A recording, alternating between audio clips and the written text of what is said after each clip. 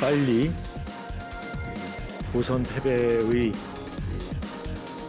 늪에서 벗어나서 일하는 민주당, 유능한 개혁정당으로 함께 가자는 뜻으로 받아들이겠습니다. 무릎을 꿇어라. 파이팅! 당의 근본적이고 지속적인 쇄신안 마련을 위한 당 쇄신위원회를 구성할 것을 요구한다.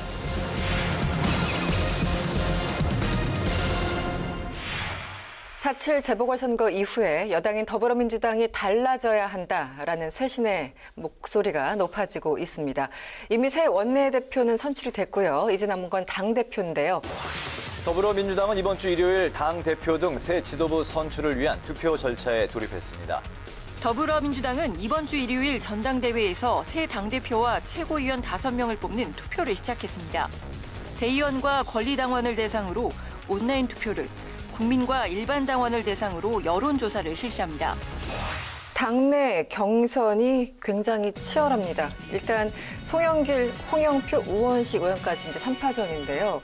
설전의 양상을 보면은 누가 앞서가고 있거니, 누가 뒤서가고 있거니를 대충 가늠은 할 수 있을 것 같아요. 먼저 당내에 계신 분은 좀 말하기가 좀 힘들 수 있으니까 곤란합니다, 먼저, 저는. 네, 곤란하니까 먼저 김재원 의원한테 여쭤볼게요.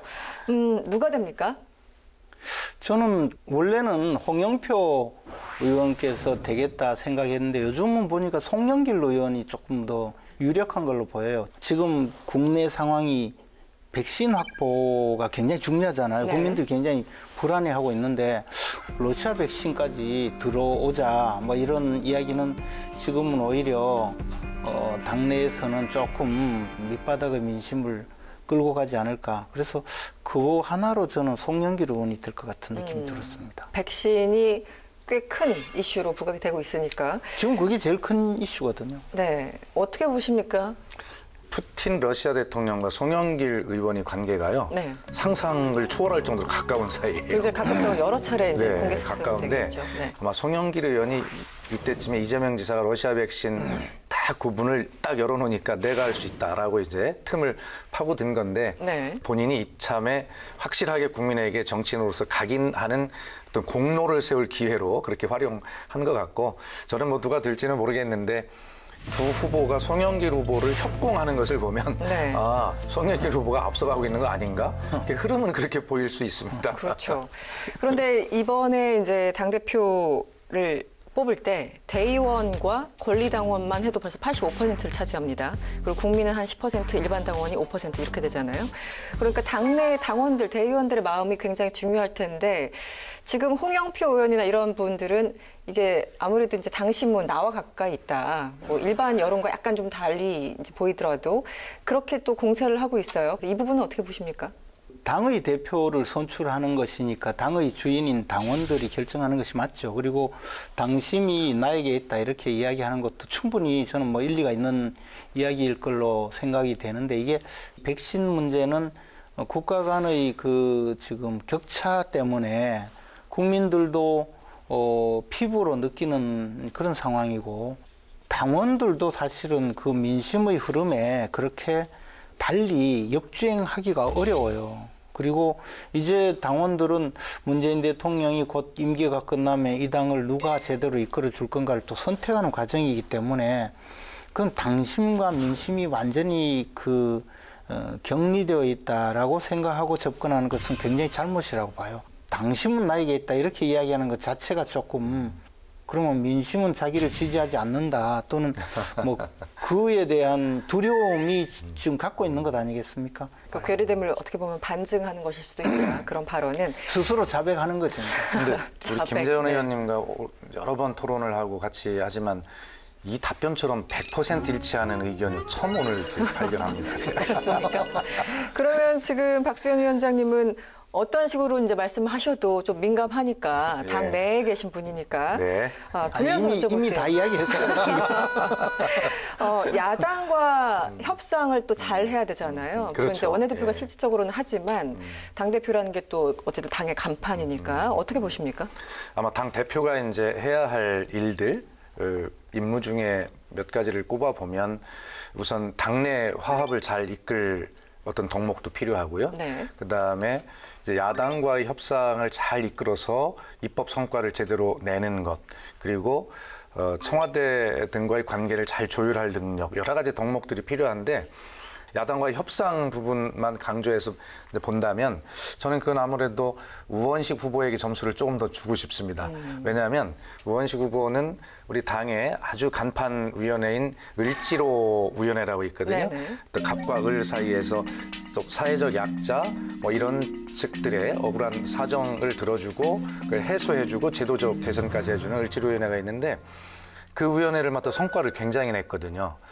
근데 그걸 해결하는 과정에서 보면 사업자 측과의 지속적인 대화, 뭐 조율 그런 일들을 많이 해왔기 때문에 저는 야당과의 협상에는 우원식 후보가 조금 앞서 있지 않을까 이렇게 점수를 주고 싶습니다. 어떻게 보십니까? 뭐 저는 뭐 그렇게 생각하지는 않고요. 그 우원식 의원이 야당과의 협상이라든가 대화에는 뭐 별로 잘 통하지 않는 분이죠. 생각 자체가 그렇고 워낙 일방통행식이고요. 조금 그래 저는 그렇게 많이 느꼈어요. 그런 인상을 받으셨다. 네. 그렇다면 겉에서 보시기에 청와대와 소통이 가장 잘 될 것 같다라는 후보는 3명 중에 제가 보기에는 홍영표 의원 아니겠습니까? 홍영표 의원은 거의 이해찬 대표의 대리인 수준이죠. 이해찬 대표와 가장 잘 소통하는 분이니까 뭐 그런 의미로 본다면 홍영표 의원이 가장 잘 네. 소통되지 않을까 싶습니다. 재미있고 놀라운 사실 하나가 이해찬 전 대표께서 후원 회장을 홍영표 후보의 후원 회장으로 알고 계시잖아요. 근데 우원식 후보의 후원 회장이기도 합니다. 아 그렇습니까? 그건 뭐냐면 제가 알기로 그만큼 우원식 의원이 지금 제일 약하다는 거예요. 너무 약체니까 네. 뭐 가서 그냥 너무 섭섭해하지 마라. 뭐 그런 아니 그런데 지금 세 인정상. 후보가 네. 여론조사 결과들을 이렇게 보면 비슷비슷해요. 우원식 후보를 너무 그렇게 약체로 보시면 안 됩니다. 네, 예, 예. 알겠습니다. 어쨌든 송영길 후보는 당대표 도전이 벌써 3번째이기 때문에 어쨌든 좀 인지도면은 조금 더 앞서는 것이 아닌가라는 생각도 들고요. 또 하나는 이제 당내에서 보면 이미 윤호중 의원이 원내대표로 박수현 위원장님이 예언하신 것처럼 됐어요. 그렇다면 또 당대표, 원내대표 간의 합의 또 중요하잖아요. 어떤 경우는 둘이 사이가 안 좋아서 여러 가지 다툼을 보이는 경우도 과거에 여야 불문하고 있었는데 윤호중 원내대표와는 어떤 분이 가장 합이 잘 맞을까요? 최근에 제가 당의 당직자로 일을 오랫동안 이제 해오면서 보면 당 대표와 원내대표 간에 그렇게 뭐 의견이 다르다거나 그런 것은 뭐 크게 저는 보지를 못했고요. 최근에는 네네. 네, 그래서 이제 누가 돼도 잘 할 거다 하는데 다만 윤호중 우리 원내 대표가 네. 강성 친문으로 분류가 그렇게 언론에서 이제 해놨기 때문에 네. 그래서 당 대표도 친문으로 분류되는 분이 되면 도로 친문당이라는 비판을 받을까봐 당 대표는 조금 더 친문 색채가 옅은 분이 되는 거 아니냐, 네. 영향을 미칠 거 아니냐, 뭐 이런 분석들이 있어요. 분석하는 지점이 있을 텐데 네. 저는 뭐 꼭 그렇게 보지는 않습니다. 첫 번째 저희 당에 다 100% 친문이지 비문이 없습니다. 비문은 2016년에 짐 싸가지고 안철수 대표하고 국민의당으로 다 가버렸기 때문에 네. 저희 당에는 이제 비문이 없다. 비문이 없는 것은 어떻게 보면 다행인 측면도 있고 어떻게 보면 다양성이 없다는 측면에서는 또 불행한 요소이기도 네. 하나 뭐 친문 비문 이것 때문에 원내대표와 당대표를 다른 기준으로 좀 봐서 균형을 맞추려고 하는 것은 너무 인위적인 분석이다 이렇게 생각합니다.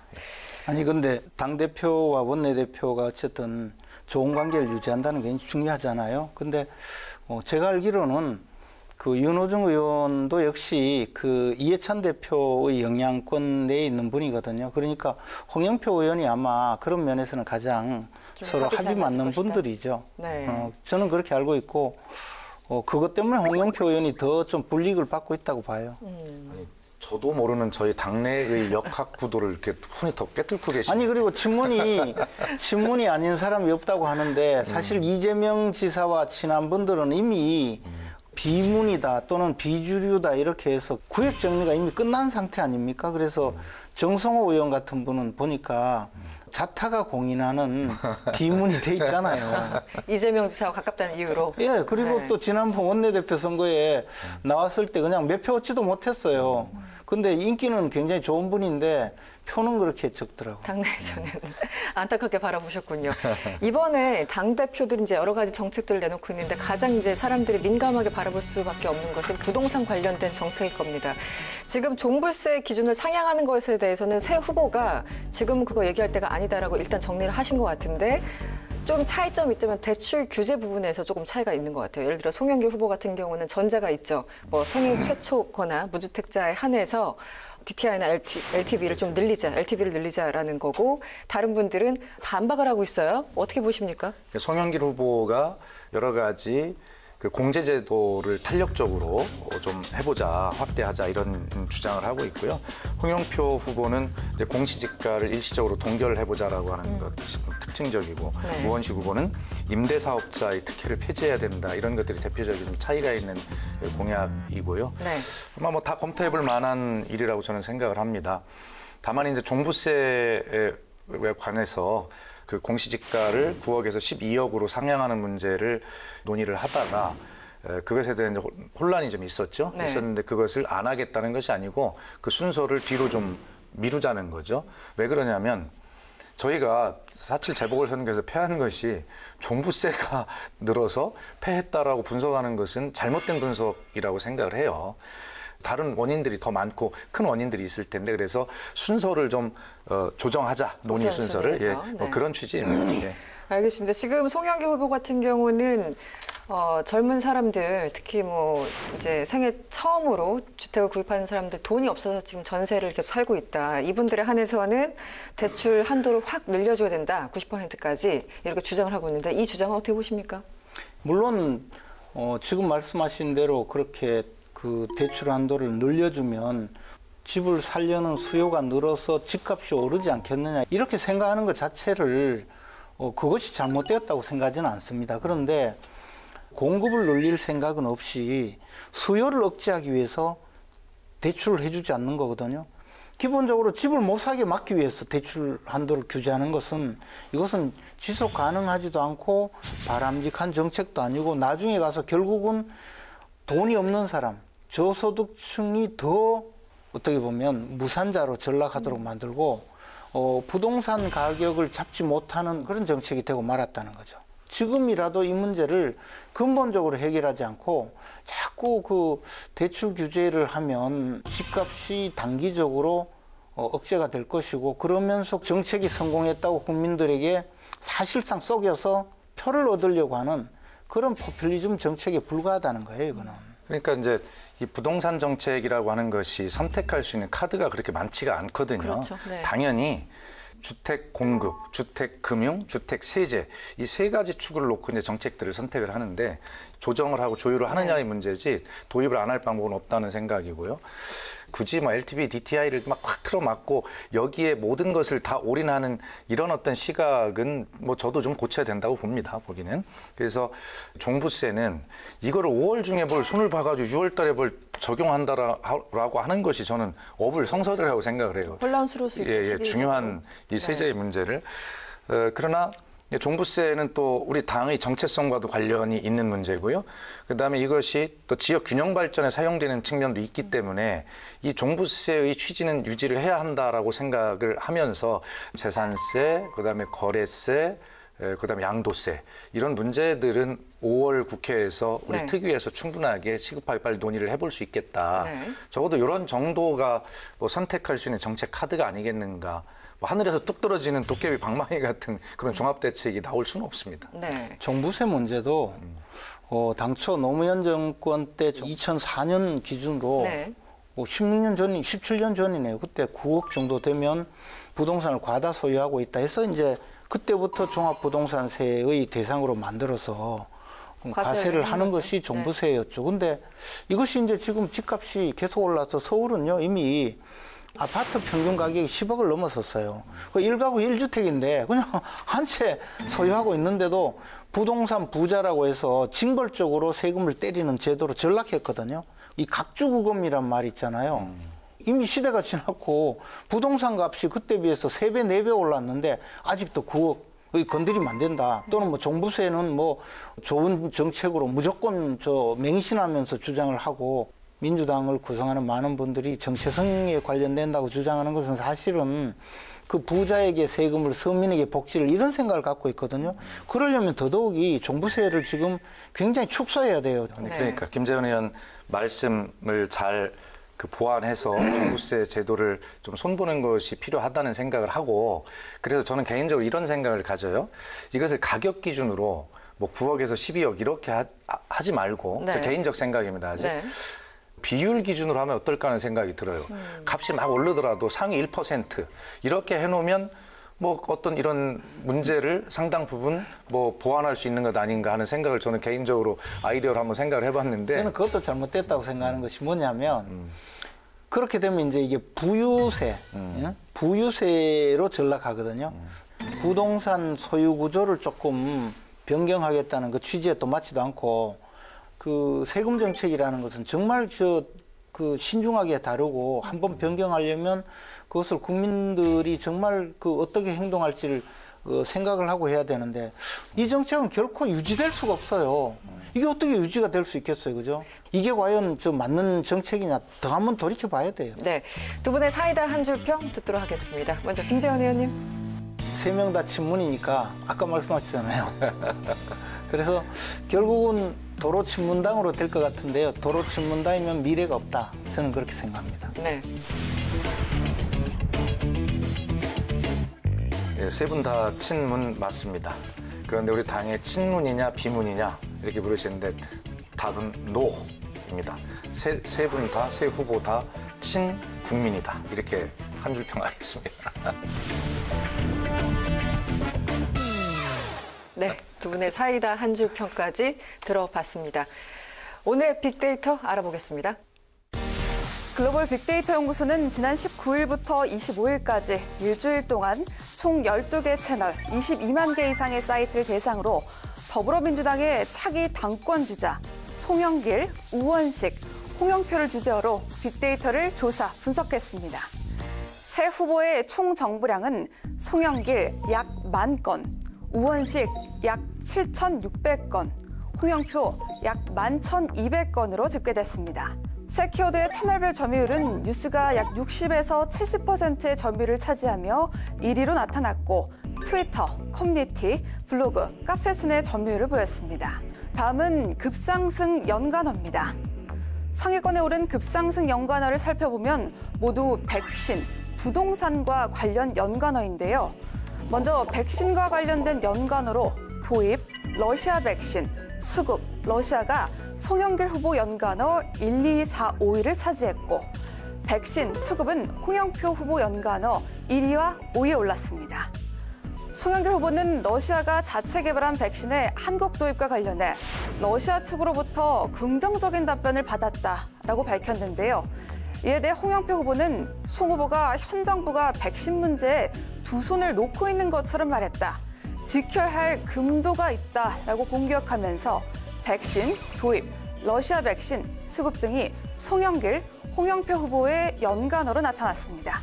새 후보가 부동산 정책에 대해 논쟁을 벌이며 종부세, 규제 완화, 부담, 세대란 단어들도 급상승 연관어에 올랐는데요.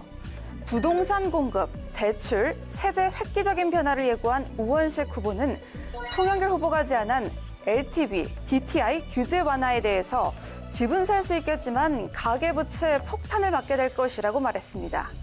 또 홍영표 후보의 종부세 과세 기준을 12억 원으로 완화하겠다라는 발언에 대해서는 부동산 값이 올라서 정말 절규하는 국민이 대다수인데 3%를 위해서 종부세를 깎아준다는 것은 집을 갖고 있으라라는 시그널이 될 수 있다고 밝히면서 송 후보와 홍 후보의 부동산 정책을 비판하는 모습을 보였습니다. 새 후보들의 부동산 관련 발언으로 종부세는 송 후보와 홍 후보의 연관어 3위를 나타냈고 우 후보의 연관어에는 종부세, 규제 완화, 종합부동산세, 부담 세제가 1위에서 5위에 모두 올랐습니다. 홍영표 후보의 연관어 2, 3, 4위는 직무, 종부세, 부총리입니다. 홍영표 후보의 종부세 부과 기준을 현재 공시가격 9억 원에서 12억 원으로 올릴 수 있다고 생각한다는 의견에 대해 국무총리 직무를 대행 중인 홍남기 부총리 겸 기획재정부 장관이 부동산 정책과 관련해 잘못된 시그널이 가지 않는 범위 내에서 의견을 짚어보고 있다고 밝히면서 직무, 종부세, 부총리가 홍영표 후보 연관어 2, 3, 4위에 올랐습니다. 계속해서 이번 주의 주요 이슈들에 대해서 짚어보도록 하겠습니다. 이명박, 박근혜 두 전직 대통령에 대한 사면 얘기가 또다시 나오고 있습니다. 문재인 대통령이 이번 재보궐선거에서 당선된 오세훈 서울시장과 박형준 부산시장을 청와대로 초청해 오찬 간담회를 가졌습니다. 이 자리에서 오 시장과 박 시장은 문 대통령에게 이명박, 박근혜 전 대통령의 사면 문제를 언급했습니다.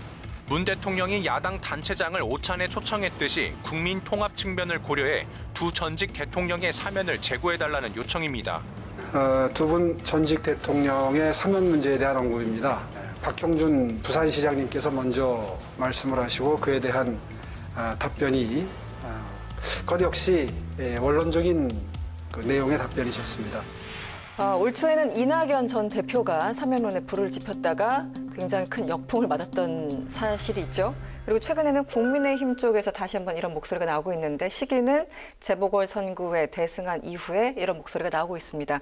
여러 가지 좀 맥락이 있다고 생각이 드는데 먼저 박소영 위원장님께 이 질문을 먼저 드릴게요. 재보궐선거에 압승한 이후에 지금 말씀드린 대로 국민의힘에서 사면론을 바로 언급하고 있어요. 이제 서병수 의원부터 시작이 됐는데 이 부분은 어떻게 평가하고 계십니까? 우리 국민의힘이 결정적으로 국민께 혼날 일을 하나 결정적으로 했다 저는 이렇게 생각이 들어요. 네. 이 여론조사를 여러 데이터를 보면 우리 국민들이 아직도 사면은 시기상조다라고 하는 여론이 꽤 훨씬 높죠. 네. 국민들 판단이 맞는 것 아닌가 저는 이런 생각을 하고 그러나 대통령은 고민하고 있을 거 아닙니까? 그리고 대통령이 늘 말씀하신 거 보면 두 전직 대통령이 수감되어 있는 상황이 굉장히 안타깝고 아프다 이렇게 말씀하시고 특히 내 앞의 전직 대통령이 더 아프다 이렇게 이야기를 하거든요. 네. 그래서 대통령은 제가 생각할 때 본인의 임기 중에 사면을 해야 되겠다는 생각을 가지고 있다라고 저는 그렇게 읽혀집니다, 개인적으로. 네. 네. 그런데 어쨌든 지금은 시기상조라는 국민 여론이 굉장히 높을 때이고 국민의힘이 선거에 승리하자마자 사면을 꺼냈기 때문에 이건 웬 뚱딴지 같은 소리지? 이 친구들이 정말 자기들이 잘해서 이 선거를 이겼다고 보는 거 아니야? 라고 하는 국민들께서 의심을 할 만한 저희로 봐서는 훌륭한 일을 했다 이렇게 생각합니다. 어떻게 보셨습니까? 일단 사면 이야기가 문재인 대통령이 박형준 시장, 오세훈 시장을 청와대에 초청해서 오찬하는 자리에서 처음 나왔거든요. 근데 그 자리에서 박형준 부산시장이 사면 얘기를 꺼냈어요. 그렇죠. 네. 근데 이제 밖에 나와서 오세훈 시장이 박형준 시장이 그 이야기를 했지만 나도 그렇게 이야기를 하려고 했었다. 네네. 그렇게 이제 브리핑을 하면서 전부 논란이 된 건데 저는 청와대에 들어가기 전에 이철희 정무수석과 틀림없이 사전에 이런 이야기를 약간의 조율은 했으리라고 믿어요. 어떤 이야기 하실 거냐 제가 좀 미리 좀 조율하겠다 이렇게 할 수밖에 없는 게 정무수석의 역할이거든요. 저는 그 과정에서 미리 나온 이야기라고 봐요.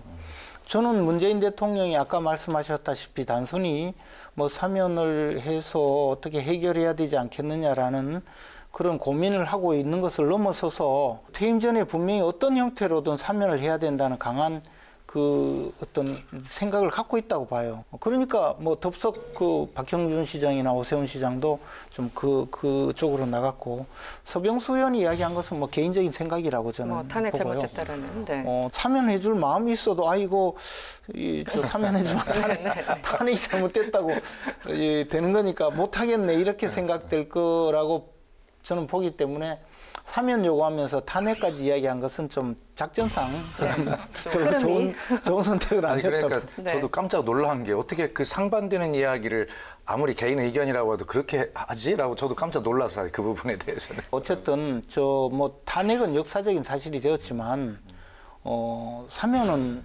하시라. 왜냐하면 대통령이 자신의 지지 세력을 공고화하고 정권을 강화하는 측면에서 가장 그 이해관계자가 되었거든요. 이런 상황에서 이 문제를 해결하지 않고 퇴임을 해버리면 문재인 대통령은 나중에 굉장히 좀 그 여러 가지 역사적인 또 평가를 달리 받을 수도 있고, 전직 대통령의 구속 수감 결과에 대해서 일종의 이해 당사자처럼 되어서 그 과도한 처벌이다라는 그 비난의 한쪽 당사자가 가해자와 피해자 꼴이 될 수가 있다는 거죠.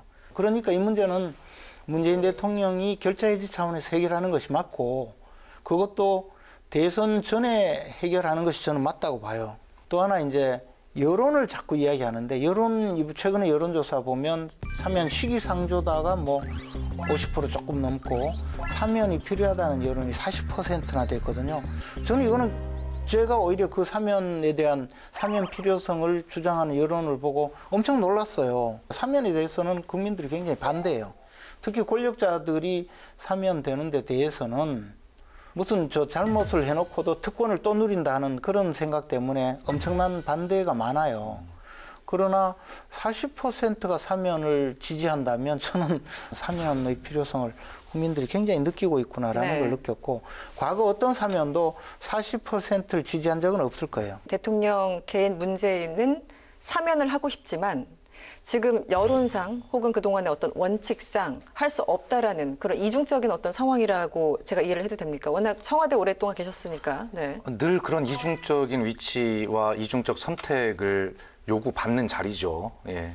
그러면서 이제 그 국민 공감과 국민 통합이라고 하는 이 두 가지 원칙을 대통령이 좀 말씀하셨잖아요. 네. 아직은 국민 공감이 덜 됐다라는 것이고, 또 결과적으로 국민 통합에 기여해야 된다는 여건도 안 됐다라고 보시는 거죠. 네. 그런 측면에서 저는 그래서 아까 김재원 의원님은 대선 전에 이 문제를 해결해야 된다 이렇게 의견을 내셨는데, 저는 대선이 끝나고 해결하는 게 좋겠다라는 생각을 개인적으로 가지고 있어요. 그래서 네. 당선자가 나오면 그 당선자가 문재인 대통령에게 건의하는 형식, 뭐 그런 형식이 가장 바람직하고, 또 대선 국면에서 후보들은 이거에 대한 질문을 받고 답을 할 수밖에 없게 되잖아요. 그런 측면에서 당연히 어떤 국민적인 어떤 합의나 이런 것들이 대선 캠페인 과정에서 이루어질 것이다 이렇게 저는 생각을 합니다. 최근에 국민의힘이 과거보다 약간 여론조사를 보면 좀 떨어진다라는 그런 수치들이 나오고 있습니다. 그러면서 여론조사 분석가들은 이 전직 대통령에 대한 어떤 사면 이런 것들을 언급하기 시작하면서 소위 말하는 이제 도로 자유한국당으로 돌아가는 것은 아닌가, 이런 우려 속에서 여론이 약간 조금 영향을 받았다라고 분석을 하고 있거든요. 안 좋은 방향으로. 어떻게 보십니까? 아니 뭐 사면 때문에 자유한국당으로 돌아간다, 뭐 그런 이야기는 그냥 과거 회기라는 걸 비난 차원에서 이야기하는 거라고 보고요. 네. 최근에 뭐 그 국민의힘 지도부가 보여주는 실망스러운 그런 저 모습 때문에 지지율이 떨어진다고도 저도 생각하고요. 국민의힘의 지지율이 좀 빠지는 이유는 원래 거저 먹은 거기 때문에 조금 조정이 되는 겁니다. 그렇죠. 뭐 그런 면도 있어요. 조정기에 조정기. 예. 원래 야당이라는 것은 이제 국민들이 그 야당은 사실 관심이 별로 없어요. 여당이 하고 있는 일이 잘 되면 여당을 지지하고 잘못되면 맞습니다. 여당의 지지를 철회하는 거거든요. 이번 선거에서 야당이 압승한 것은 국민의힘이 잘해서가 아니라 민주당이 잘못한 거다.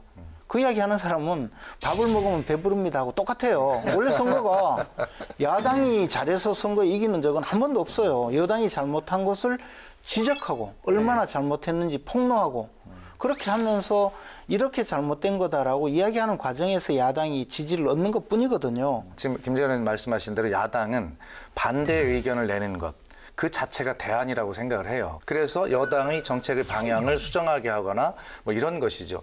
야당에서 여당보다 더 훌륭한 무슨 뭐 정책을 낸다고 해서 그게 뭐 받아들여질 것 같지는 않거든요. 그래서 그러니까요. 어쨌든 여당의 정책에 제동을 걸고 반대하는 것 자체가 건설적인 대안이다. 저는 그런 생각을 가지고 제가 품위 있게 이렇게 알겠습니다.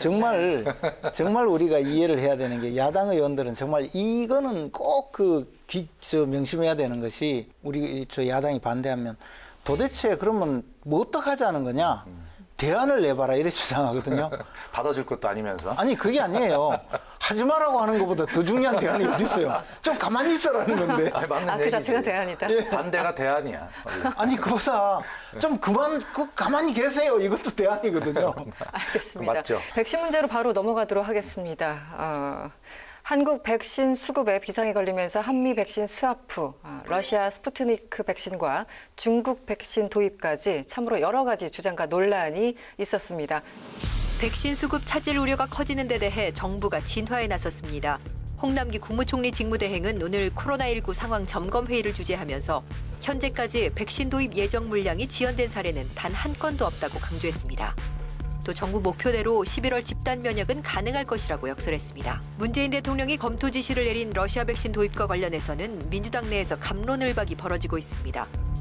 특히 대권 주자들 간 입장차가 엇갈렸는데 이재명 경기지사가 청와대 러시아 백신의 공개 검증을 요청한 데 대해 정세균 전 국무총리는 이 지사가 포함돼 있는 중앙방역대책본부에 이야기하면 될 일이라고 일축했습니다. 이와 관련해 당권 주자인 송영길 의원은 러시아 대사로부터 한국 정부가 요청하면 협력이 가능하다는 답변을 받았다고 밝혔습니다. 그런데 지난 24일이었죠. 범정부 백신 도입 TF가 긴급 브리핑을 열고 화이자의 코로나19 백신 2천만 명분에 대한 어떤 추가 구매 계약을 체결했다고 밝혔습니다. 한숨 돌렸다라는 평가가 있는데 어떻게 보였습니까? 이 백신 문제에 대해서 우선 안전성이라는 측면과 물량이라고 하는 두 가지 측면에서 다 문제가 있다라고 이제 계속 지적을 야당과 일부 언론이 하고 있는 거 아닙니까? 네. 그런데 정부가 거짓말을 하지 않은 이상 왜 이것이 불안한지를 이유를 모르겠어요. 자, 7,900만 명 분을 이미 확보하고 구입 구매 계약을 마쳤다라고 정부가 발표를 했어요. 그러면 3,600만 명 정도면 집단 면역에 이를 수 있는 전 국민의 한 70% 수준으로 되는데 7,900만 명 분이면 이미 그 2배가 넘는 것을 이미 확보하고 있었지 않습니까? 그런데 왜 그것이 우리가 백신을 확보 못한 무능이었다고 비판하는지 이유를 모르겠고요. 그다음에 안전성 문제도 그래요. 아스트라제네카의 안전성이라고 하는 것이 대체로 좀 알려지기로 영국이 EU에서 브렉시트를 한 이후에 영국에서 개발된 영국산 아스트라제네카에 대한 흠집을 내기 위해서 유럽 국가들이 뭐 딴지를 좀 걸은 측면이 있는 건 아닙니까? 그리고 영국은 우리 언론이 한쪽 측면에서는 영국은 일상으로 회복했다고 그 마스크를 벗은 사진을 대문짝만하게 싣고 영국이 부러워합니다. 그런데 또 옆에는 뭐가 나오냐면 영국 사람들이 맞고 회복한 아스트라제네카가 불안하다고 대문짝만하게 또 기사를 써요. 이런 모순이 도대체 어디 있습니까? 그렇기 때문에 결과적으로 국민들에게 야당이 아무리 뭐라고 해도 국민들을 믿게 만든 그 신뢰를 갖지 못하게 한 여당의 잘못은 뭐 충분히 수긍하겠습니다만 팩트는 백신을 확보하지 못했다거나 백신이 불안하다거나 이것은 팩트가 아니다라는 말씀을 드리고 지금 여당이 할 수 있는 일은 우리 2천만 명분 더 했어요. 야당 봐라고 이렇게 야당에게 본때 보여주기식 어떤 태도나 발언을 할 때가 아니라고 생각합니다. 그건 국민들이 판단할 거고요. 네. 그래서 저는 이제 정부가 해야 할 일은 따박따박 투명해야 한다. 그리고 성실해야 한다. 그걸 가지고 국민에게 백신 신뢰를 회복해야 한다. 이런 문제를 꼭 말씀을 드리고 싶습니다. 네. 지금 국민의힘에서 이제 문제 삼는 것은 숫자로서는 충분히 확보된 것 같은데 정작 언제 얼마나 들여올지를 확실하게 알 수 없다. 이 부분에 대해서 계속 이제 의구심을 자아내는 거지 않습니까? 실제 지금 말씀하신 내용이 전부 사실이면 좋겠어요. 그리고 또 사실일 거라고 믿어요. 근데 한번 돌이켜 생각해 보셔야 돼요. 대통령이 그 2분기에 백신이 들어온다고 그래서 뭐 백신 터널 끝에 왔고 뭐 불확실성이 해소되었고 이야기하고 났는데 홍남기 총리 권한대행이 국회에서 2분기에 못 들어온다고 이야기했잖아요. 3분기에 라야 들어올 수 있다. 그리고 또 대통령이 그 다음에 러시아 백신이라도 도입할 수 있을지 검토해라고 그랬잖아요. 그러니까 국민들이 지금까지 다 거짓말했구나. 뭐 들어온다고 하더니 결국은 안 되니까 이제 그 러시아 백신 데려와서 국민들한테 맞춰놓고 우리 백신 다 들어왔다고 하려고 하는구나라고 생각할 수밖에 없게 만들었어요. 그 전에 야당이 계속 얘기를 거기에 했죠. 또 여당의 지금 유력 대표 주자인 송영길 의원이 러시아 백신이 뭐 어쩌고 저쩌고 하면서 그리고 또 이재명 지사가 또 러시아 백신 이야기하니까 정세균 총리가 또 아니라고 또 강하게 이야기하고 이게 자중진환이 일어났거든요.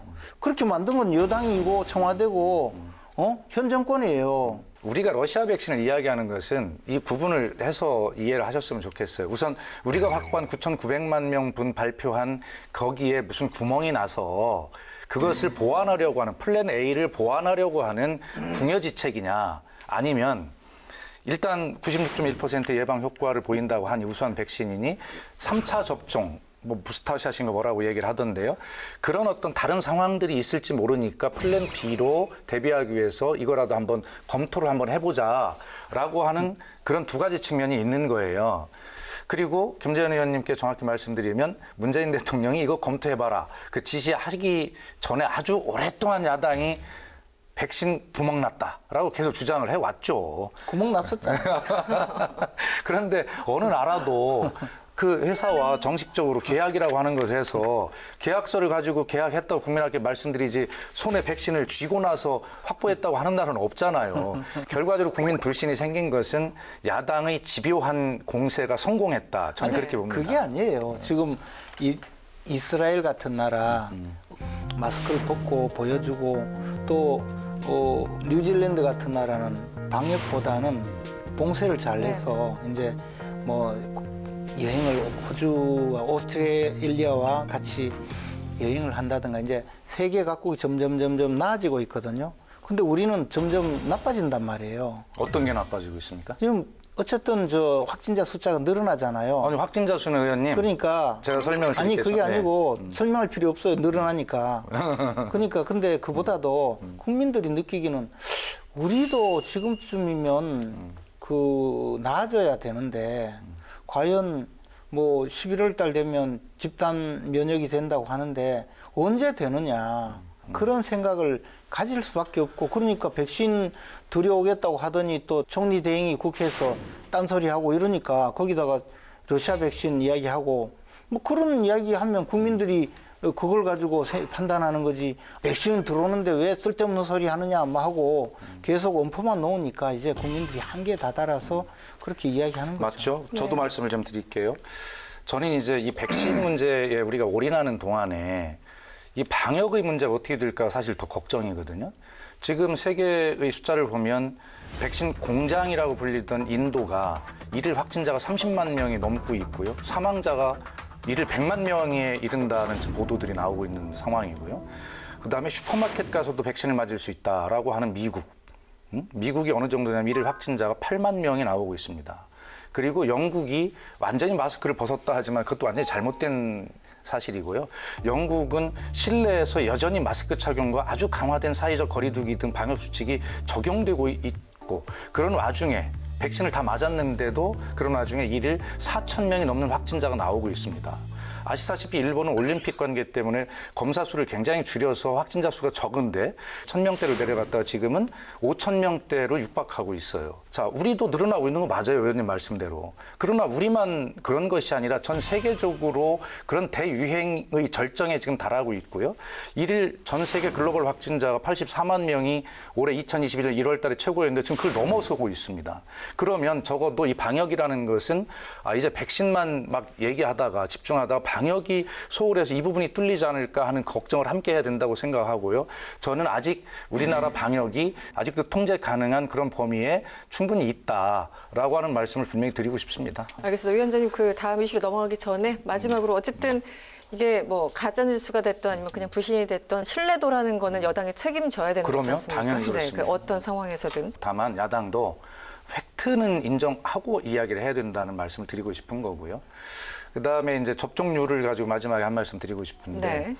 그래서 문재인 대통령이 엊그제 수보에서 말씀하실 때 뭐라고 했냐면 비판할 기회가 얼마든지 있다. 그 두 가지를 이야기를 했어요. 뭐냐면 4월 중에 300만 명 접종하겠다는 것이 애초의 계획이었고요. 4월에 300만 명을 못 맞추면 그때 비판하면 된다는 것이고요. 상반기에 그러면 6월까지 1200만 명을 맞추겠다고 계획을 발표했는데 그 로드맵을 지키지 못하면 욕을 하면 됩니다. 네, 그래서 결과적으로 11월 중에 집단 면역에 도달할 수 있을지 없을지 저도 불안해요. 그거 못 지키면 책임을 져야 되는 일이고. 그래서 평소에는 정부를 좀 함께 도와주시고 그다음에 정부가 약속한 그런 큰 로드맵을 지키지 못할 때는 강하게 비판을 해달라. 네. 비판할 기회가 있다 이렇게 말씀을 드렸습니다. 네. 알겠습니다. 차기 대선 후보 선호도 조사에서 이재명 경기도지사 그리고 윤석열 전 검찰총장이 엎치락 뒤치락하는 모습을 보이고 있습니다. 4개 여론조사 기관이 지난 19일부터 20일을 조사를 했습니다. 이재명 지사가 25%, 윤 전 총장이 22%를 기록했고요. 그런데 그 앞서서 16일 한 기관에서 그 조사한 걸 보면은 윤 전 총장이 37.2%고 이재명 지사가 21%예요. 네, 이 차이가 좀 많이 나는 거 아닙니까? 차이를 따지기 전에 네. 정치를 하겠다고 선언도 안 한 윤석열 전 검찰총장 또 검사로서 이 종합적인 문제를 다뤄야 되는 정치에 적합할 거라고 하는 불안감 뭐 이런 것들이 다 있는데도 윤석열 총장이 두 자릿수 그것도 막 30%대를 기록한다는 것이 네. 현재 정치권이 가지고 있는 부끄러움이죠. 네, 저는 그렇게 생각하고 부끄러움이다. 네, 네. 지금 여론조사의 순위나 차이가 뭐 큰 의미는 없다고 생각합니다. 저도 진짜 궁금해 죽겠어요. 윤석열 총장이 얼만큼 공부를 하고 나와서 어떠한 모습으로 정치인의 모습으로 변신해서 보여줄까 굉장히 궁금하거든요. 실제로. 네. 정세균 전 총리도 그렇고 뭐 여러 사람들이 윤석열 총장이 뭐 감당할 수 있을까? 한마디로 요약하면 뭐 이러한 이제 공격을 하는데 저는 그런 부정화법으로 윤석열 총장을 공격하면 국민들이 뭐라고 할 것 같은 그럼 너는 뭔데? 라고 정치인들이 그렇게 물을 것 같아요. 또 반감들. 그렇죠. 네네. 네. 그래서 그런 부정화법으로 견제를 하지 말고 저는 긍정화법으로 했으면 좋겠어요. 어떻게 하냐면 정치에서 다뤄야 될 주제는 굉장히 많은데 공부를 좀 잘 하고 나오셨으면 좋겠습니다. 네. 라고 이 정도 이야기를 하면 윤석열 총장이 진짜 여러분이 많이 알아야 되는데 잘 준비가 안 될 것 같은데 라고 그 이후의 추측은 국민이 알아서 하시는 거거든요. 네. 요즘 여론조사 어떻게 보고 계십니까, 김재원 의원님? 이 바닷속에 보면 그 백상어가 있고 귀신고래가 있어요. 네. 귀신고래요? 백상어는 피냄새만 맡으면 저 10km 바깥에서도 순식간에 와서 물어뜯거든요. 이재명 지사가 꼭 백상어 같아요. 그러니까 표냄새만 맡으면 그냥 물고 뜯고 뭐든지 하려고 해요. 그러니까 이재명 지사의 지지율은 오로지 표냄새를 잘 맡는 그 백상어 수준의 그 후각 덕분이라고 봐요. 지금까지. 근데 이제 윤석열 총장은 귀신고래처럼 가만히 있어요. 잘 나타나지도 않고 어디 있는지는 알아요. 근데 이게 바다의 왕자가 돼 있잖아요, 지금. 김재원 의원님 집에서 이런 비유 이틀쯤 연구하고 나오죠. 아니 그게 아니고요. 근데 나날이 비유가 들어. 왜 그러면 주방장에 이어서. 지금 윤석열 총장에 대한 근본적인 지지는 뭐냐면 저 사람이 나가면 현 정권을 이길 수 있겠다.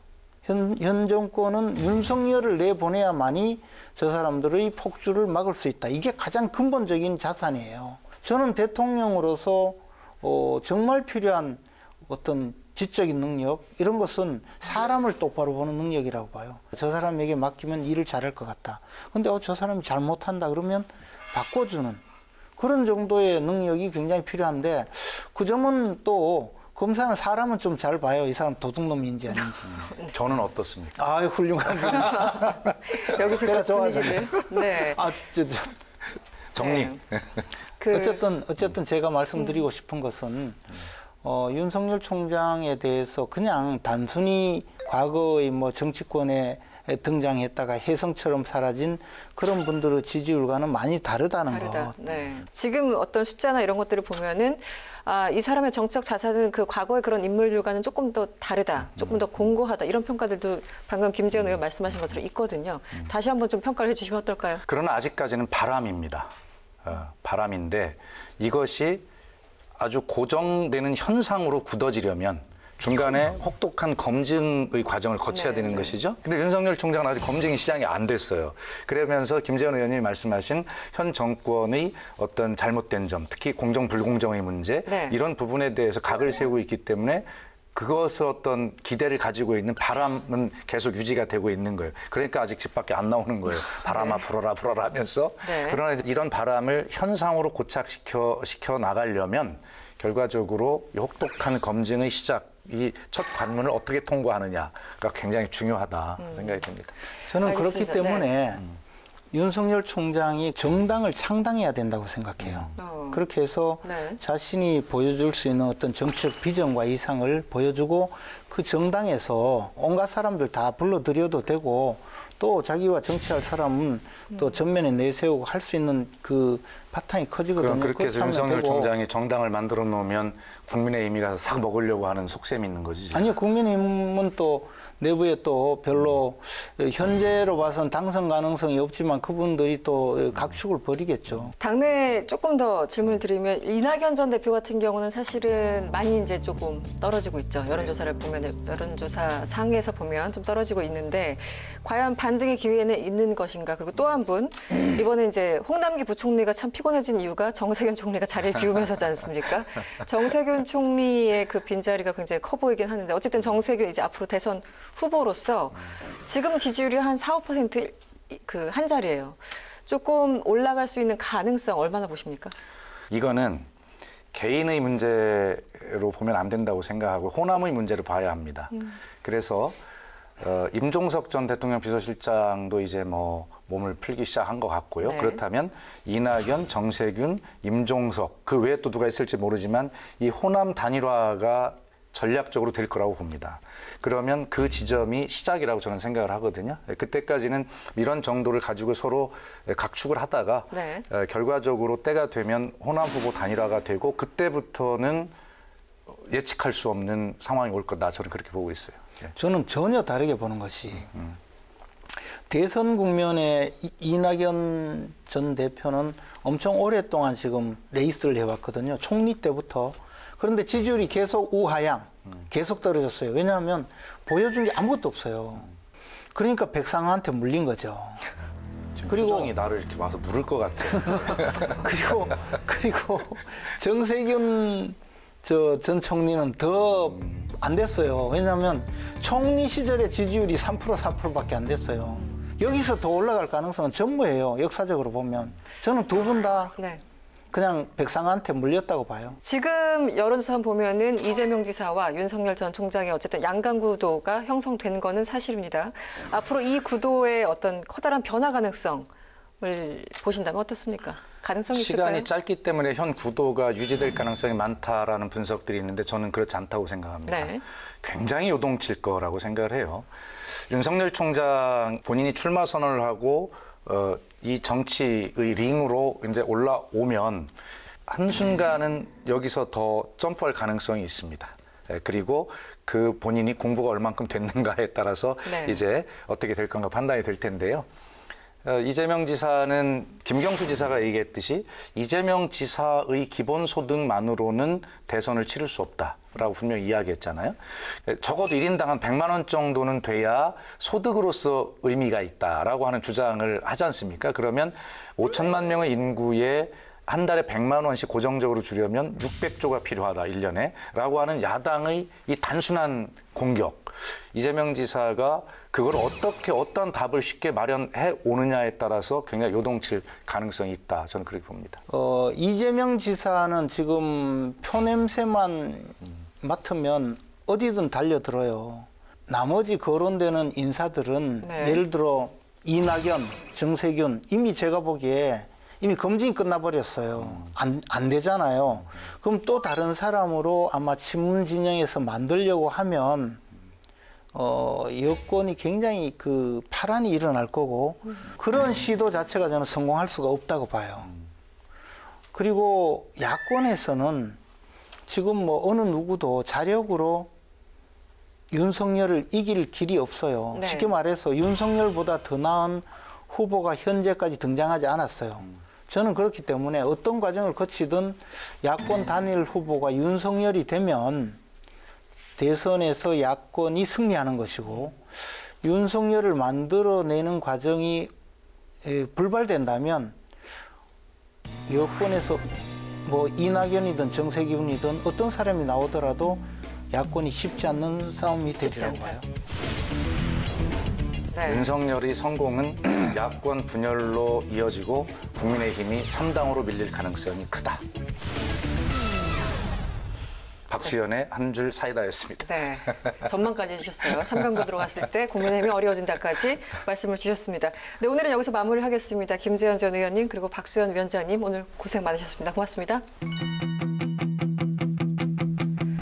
낮밤의 기온차가 크긴 합니다만 하루가 다르게 계절이 여름으로 가고 있는 것 같습니다. 이런 환절기에는 각별히 조심을 해야 하는데요. 요즘이 아마 정치권에서도 환절기가 아닐까 싶습니다. 먼저 쇄신의 불을 당긴 더불어민주당 그리고 곧이어 국민의힘도 새로운 발돋움을 위한 움직임이 시작될 텐데요. 과연 정치적인 환절기를 여야가 어떻게 보낼지 궁금해지는 순간입니다. 정치 톡톡 사이다 다음 이 시간에 뵙겠습니다. 고맙습니다.